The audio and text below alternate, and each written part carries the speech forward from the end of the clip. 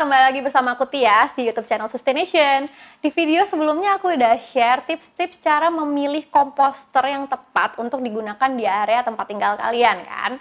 Di video kali ini aku mau share cara mudah untuk mulai mengompos bagi pemula, step by step guide. Jadi ini penting banget buat teman-teman yang mau mulai mengompos. Jadi tonton video ini sampai akhir, jangan di skip.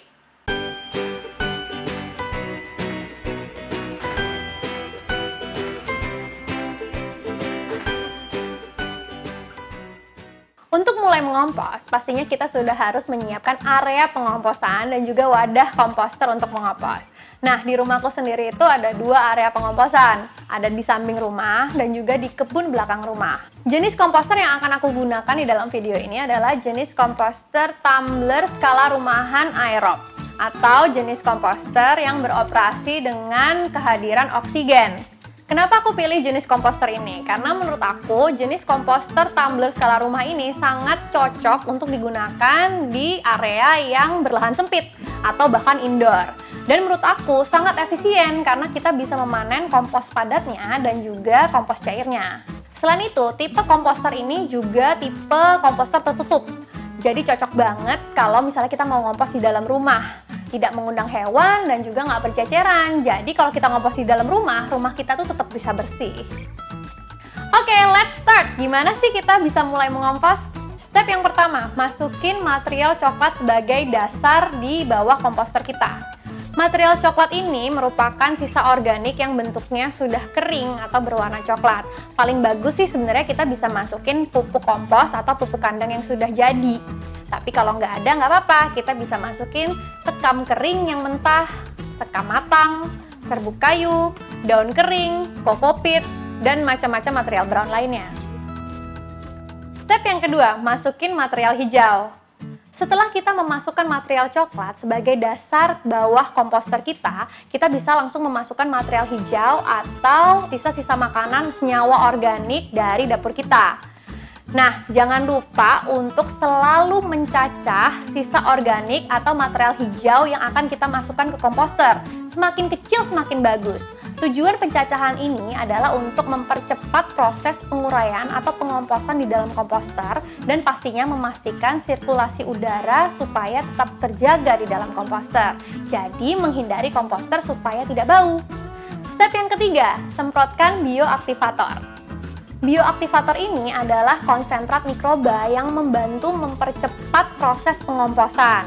Apalagi kalau teman-teman mengomposkan kebanyakan adalah material coklat, misalnya sampah kebun. Perlu banget kita nyemprotin bioaktivator supaya proses penguraiannya cepat.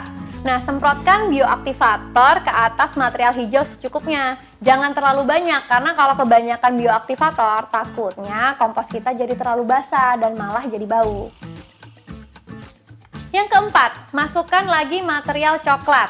Setelah kita menyemprotkan bioaktivator di atas material hijau, kita bisa langsung memasukkan material coklat dengan perbandingan 1:2. Jadi kalau kita masukin 1 mangkok material hijau, jangan lupa untuk memasukkan 2 mangkok material coklat. Tujuannya adalah kita untuk mendapatkan proporsi sampah yang baik di dalam komposter kita, supaya nggak terlalu basah, juga nggak terlalu kering, jadi nggak bau. Lakukan step ini setiap kali kita mau masukin material hijau ke dalam komposter kita. Ulangi sampai komposter kita penuh.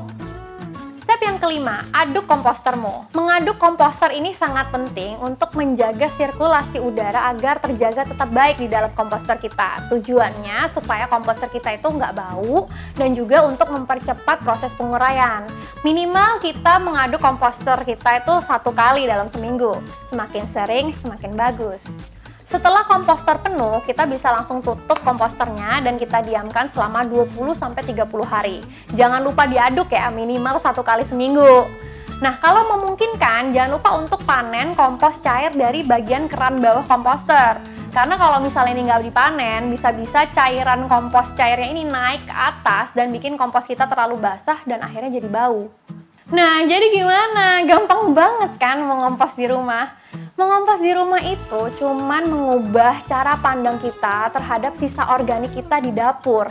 Yang semula kita buang sisa organik kita dari dapur ke tempat sampah, sekarang kita rubah. Jadi kita buang ke komposter. Sama aja kan stepnya, cuman beda wadahnya aja. Nah, pas udah mulai mengompos, taunya komposnya bau. Gimana dong kalau kompos kita bau? Apa gagal panen? Di video selanjutnya aku akan bahas tips-tips atau cara untuk mengatasi kompos bau. Jadi jangan lupa subscribe dan like video ini supaya kamu nggak ketinggalan tips-tips cerita kompos lainnya. See you on the next video. Bye!